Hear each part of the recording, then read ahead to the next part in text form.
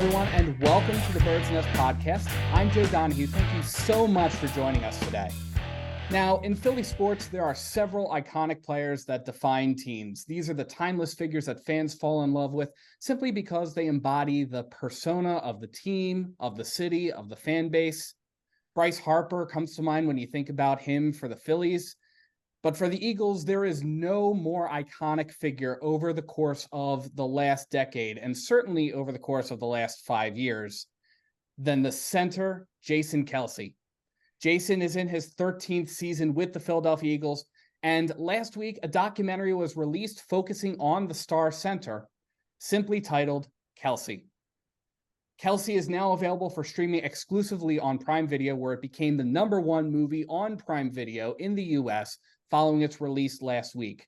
If you haven't seen it, or if you need a subscription to Prime Video to check it out, you can sign up for a free 30-day trial via the link in the description or the QR code that's going to appear on the screen. Joining me today to talk about this extraordinary documentary are the producers for the documentary, Don Argott and Sheena Joyce. Don, Sheena, thank you so much for stopping by. Thanks for having us. Absolutely. So let's start by just talking a little bit about what was the process for this film, getting it off the ground. I remember reading that it was Jason KELCE's idea originally, but why don't you both talk a little bit about what it was like getting this idea from something that was in Jason's head to the movie that we now see? Well, I mean, Jason and Connor and Larry Platt, who are kind of the producing team that had started this idea together. I think Jason and Connor are obviously extremely close friends and known each other for a number of years. Even prior to playing on the Eagles together, they played in Cincinnati together. And so they've been like best friends since then. And Connor now works for the Eagles organization since he's been retired. So a phone call that we got through a mutual friend who had said, hey, Jason KELCE's looking to do a documentary about retiring. You interested? They're looking for filmmakers in Philadelphia. And of course we were like, yeah, I mean, that was an easy yes. So I remember our first Zoom that we had with the three guys, and they were kind of telling us the idea that they had and what we thought of it and if we would be interested. And we had that first phone call was great. We all kind of hit it off immediately. I think they were familiar with some of our work, which is always nice. So we're not coming in as just, unknown people. I think Connor and Jason and Larry collectively were all huge fans of a film we did years ago called The Art of the Steal, about the Barnes Foundation and the controversy surrounding the move. So that was great to have like kind of some common ground that they were familiar with our work. And that's how the discussions began. And what Jason was really looking for was, if Jason, for the past 5 years or so, he's talked about retiring from football. Like he's year after year, seems like this might be the last year, this might be the last year. And when we spoke to him, which was not the season that we covered, but it was actually the season before that he had gotten in touch with us, he thought that was going to be his last year. And the idea was really kind of exploring what the transition out of football looked like, for 35-year-old, or mid-30s, a guy who's certainly older in the league and knew that his time was coming to an end. And, because he's such an interesting and thoughtful guy, he thought a documentary would be a really good idea to explore, him talking to other people that had retired, some of the pitfalls that they fell into, what they, kind of highlight some of their stories, all the while showing, Jason playing his last season and, then trying to figure out what the next, chapter of his life looked like. So that was how we started the film. And you obviously see a ton of bones of that left in the film that we made, because it's all still relevant, obviously, to the film that we made. But the season that we started filming with him, he actually decided to not retire and play another year, which was the last year. So at that moment, we're like, is this going to be like one of those like Boyhood films where we're like 7 years and like we're still following this guy year after year, not retiring? But we had already been filming for several months at that point, and worked very closely with Connor and Jason and Larry, and we were just all like we were all meshing really well. And so when the time came for Jason to decide whether he was going to come back or not, and he decided to play, we were all basically collectively said, let's just keep going and we'll see what happens. This was probably going to be your last year, so we'll do it this year, right? And obviously something much more incredible and special transpired, and we were there on the ground floor to capture it all. It's really incredible. You can see definitely the question of that whole retirement looms large throughout the course of the documentary. One of the most impactful scenes being the poker game where he's talking with all these retired Eagles players.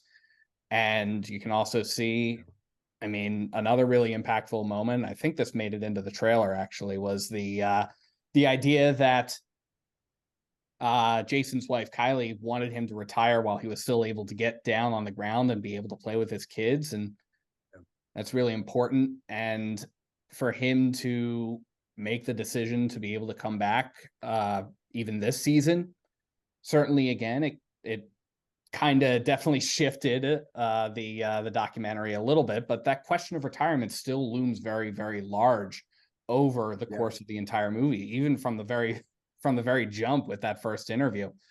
What was it like trying to capture that particular challenge, especially in light of the pivot that you guys had to make when Jason decided, he's going to come back and play at least one more season with Jalen this year?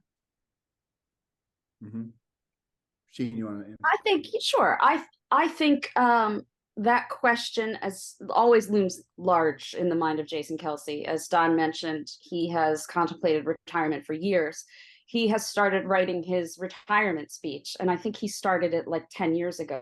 He has a note on his phone where he jots things down, and he's been working on that speech for years. I don't know that he'll ever be ready to give it.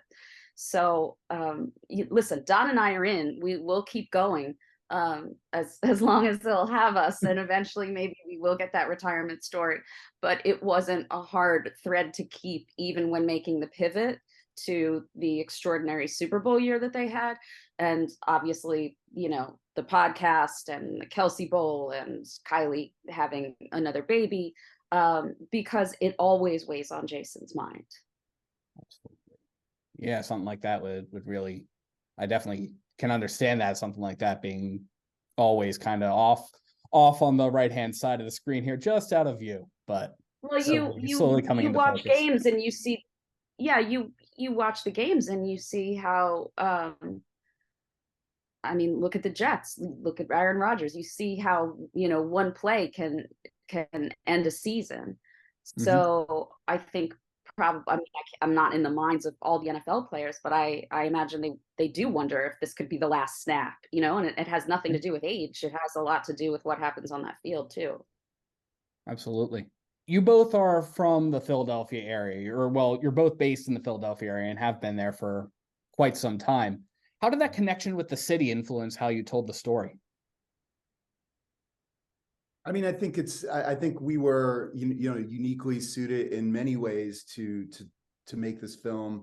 First and foremost, obviously, as you said, being Philadelphia-based filmmakers, and starting and this year was actually our 20th year anniversary of being in business. Our company 914 Pictures celebrated its 20 years this year. Congratulations! Our first film, thank you so much. Thank you. So our first film was a film we did that was in 2005, but we started in 2003. A film called Rock School, about the Paul Green School of Rock Music, which was kind of a real life school of rock. And, we had sold that, and that kind of was our entry into the business at that moment. And, a few years later, we ended up doing The Art of the Steal. And then, we've had a very long career since then, and most of the docs that we've done are outside of the Philadelphia area, just because of the way things, that's where the stories have been and the opportunities that we've gotten to tell certain stories. So, even though we've always been based here, and even though we obviously finish all our films in the Philadelphia area, we don't get a lot of opportunities to actually film in Philadelphia. So, the opportunity first and foremost to be able to do a documentary with Jason KELCE, who obviously we're huge fans of, and also huge Eagles fans, was already like an easy yes. And then on the flip side of that, what we bring to the table, obviously with our 20 plus years of experience making films, but I think synergistically, we understand the city, obviously being here, and I think the thing that, to me, is kind of was kind of put into view as we were finishing up this film, was how similar our careers as filmmakers mirror Jason's career, like getting into the NFL and getting to the level he's at. Now, certainly we're not at the level of Jason KELCE recognition, that's for goddamn sure. But never know if you do something like this with one of the most iconic sports figures. Yeah, this isn't going to hurt, I'll say that. But I think one of the things to me that was so awesome, and I know Sheena feels the same way too, is as Philadelphia-based filmmakers, being in a business that is a difficult business to be in no matter where you are, but then to not be in New York or Los Angeles, in this kind of epicenters where all these things happen, we've had to work, I feel like, twice as hard, sometimes three times as hard to get noticed, to get the recognition, and nothing's come easy. Not that filmmakers have an easy road in general, but for us, we have a chip on our shoulder. We're always we always feel like we're not getting the respect and the recognition, even though we've put out, I think we've done 14 feature films and at least 5 to 6, multi-part doc series. We've been doing it for a long time. And, I've seen people, much like Jason early in the cut, when he didn't get the scholarship, and he's looking at all these other players and saying I'm better than that guy. Why is he getting an opportunity that I'm not getting? And, you feel that way, in a competitive landscape, filmmaking anyway.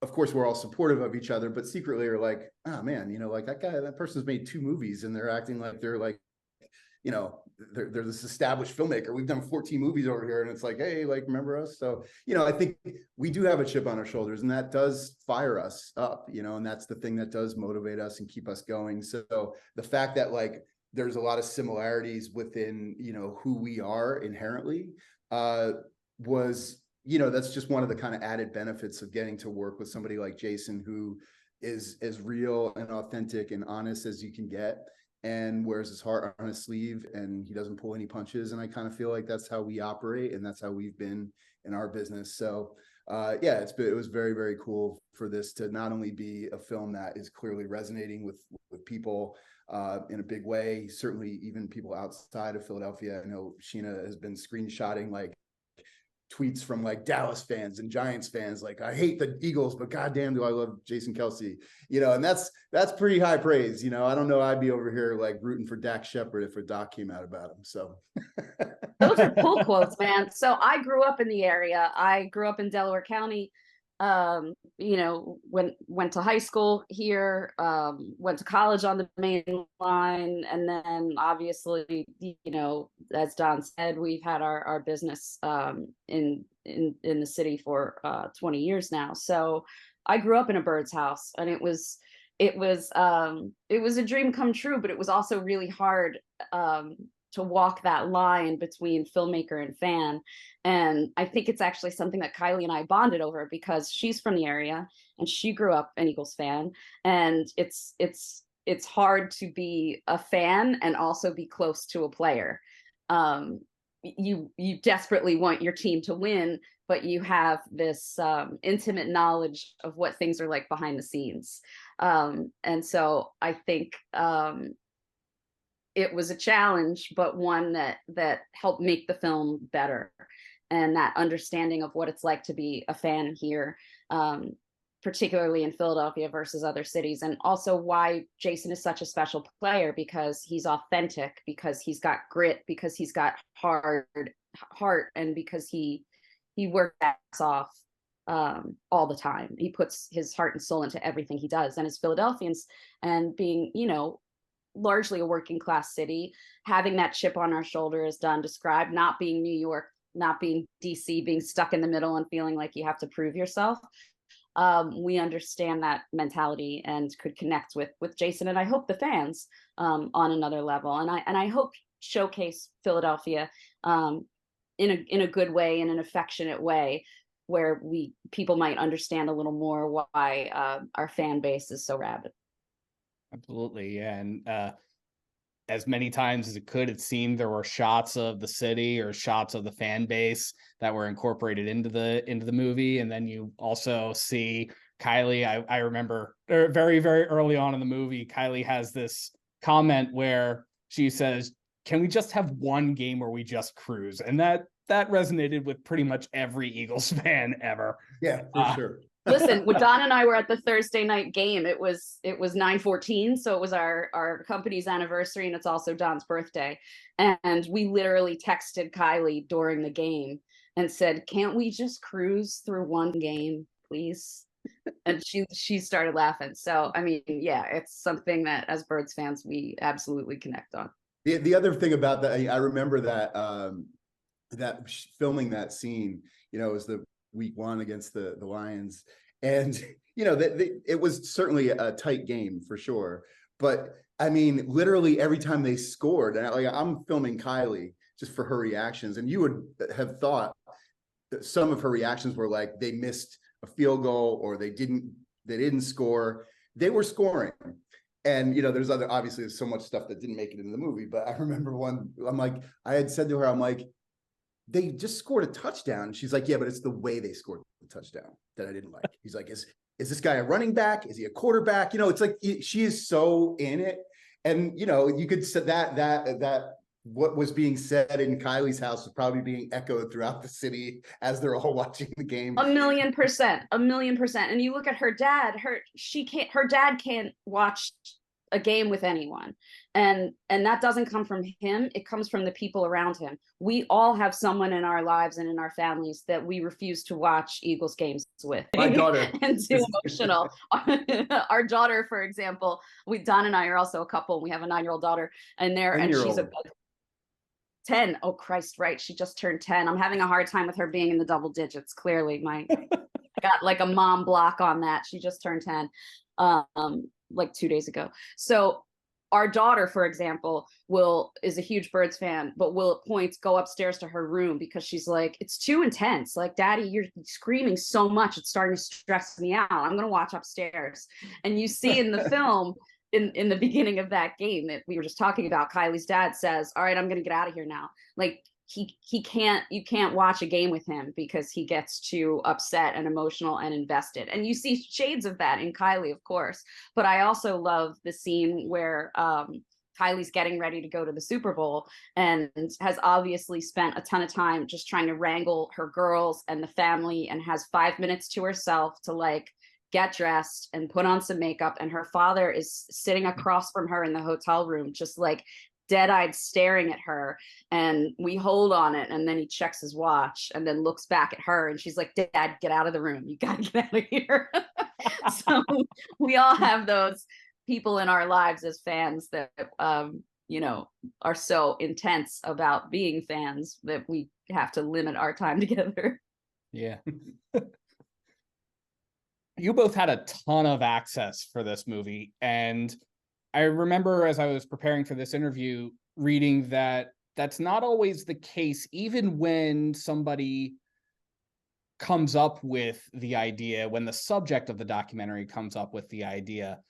But you guys had a ton of access. The scene that you were just alluding to with Kylie having the 5 minutes to put on her makeup and just being in and around their house and going to doctor's appointments and just all these really, really close moments.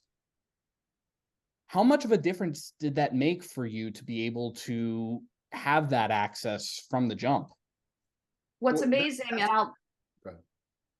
and then Don, you jump in. I was going to say it doesn't get more intimate than going to obstetrician appointments with someone, which we did.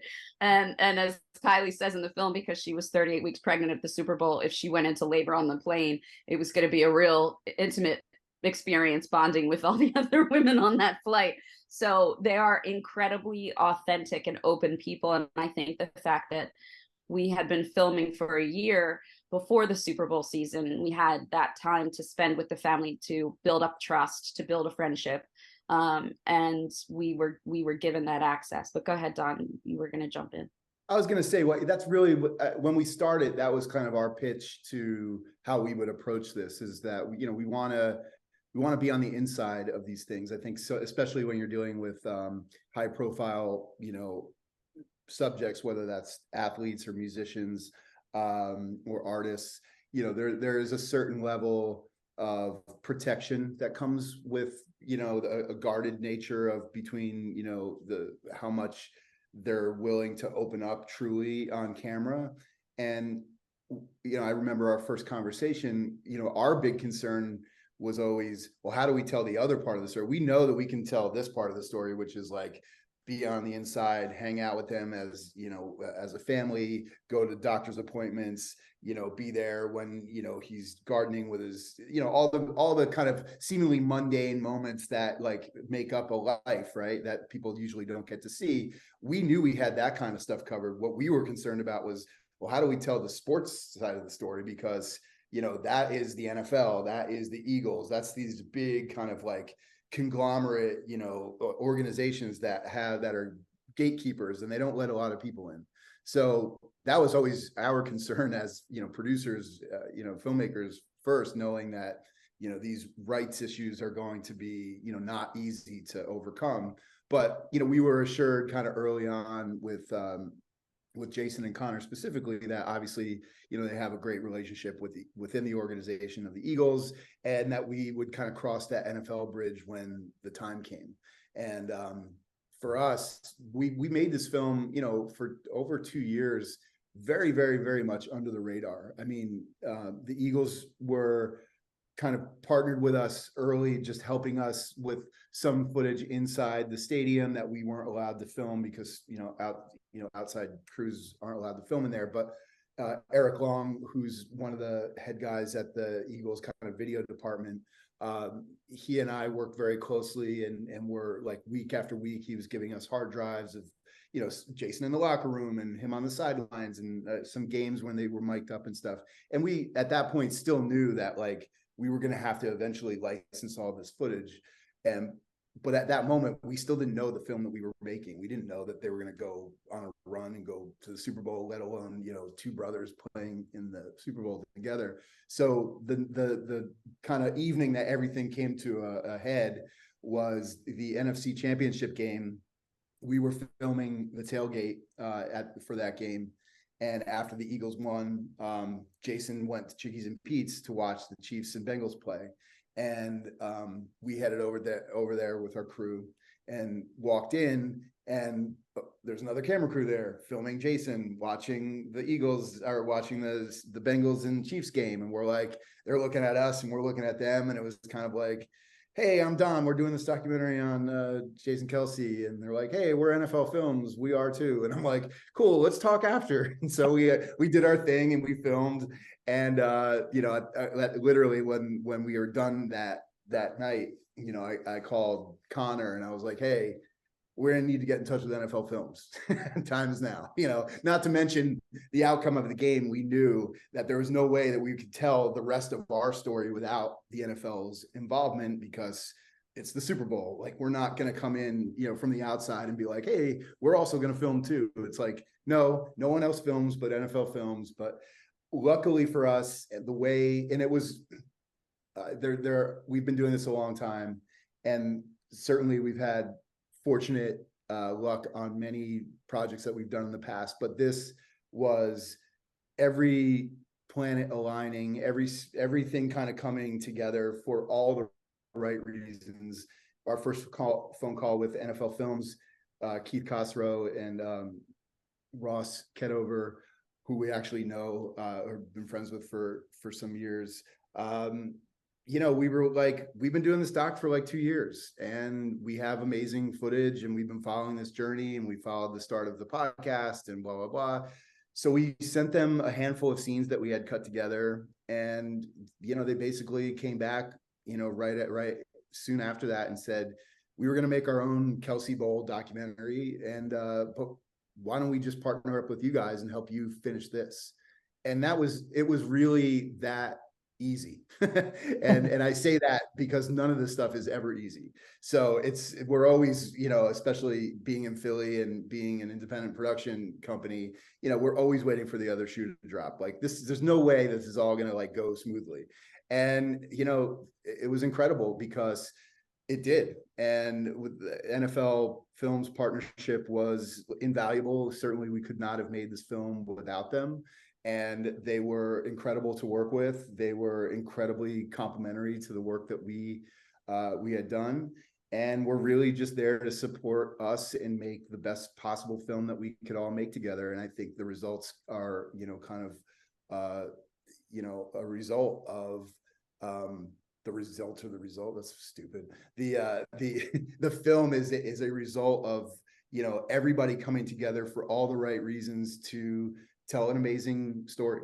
And working with NFL Films made it so that we didn't have any moment that we couldn't highlight, from the inside of the part of the game to obviously the outside part of the game and all the family stuff. So, can't say enough amazing things about NFL Films, and still thank them every day. Absolutely. And that kind of speaks to a comment that you made, Sheena, where this film was really a gift from the documentary gods. Just especially how very, very neatly it seems like everything in the production process kind of aligned. Yeah, and I think it speaks so highly of Jason and how beloved he is. And as Don said, everyone wanted to do it for the right reasons. And it's because Jason's such a great guy, and and the KELCE family deserves the attention. Absolutely. Were there any sort of, and this will be sort of our wrap-up question here, were there any fun stories that maybe you would have wanted to include but didn't make it to the documentary just for, I don't know, time or some other reason? I liken making, films to like any other creative process. You kind of start with this big block, and then you kind of keep whittling it down and then all of a sudden it starts to take form and a shape, and you see it. And, the original cut of this thing, I think, was like 2 hours and 15 minutes, which, is still for a rough cut or a rough assembly of a documentary, is not even that long, really. Obviously we're always conscious of keeping the story moving and not, and trying to not linger in moments that might become confusing or boring and things like that. So it's hard to say, like, there's certainly more. I think what the film that we made is the best version of the film, frankly. But yeah, there was a lot more, just, the looking back and knowing how enthusiastic people are about, the film.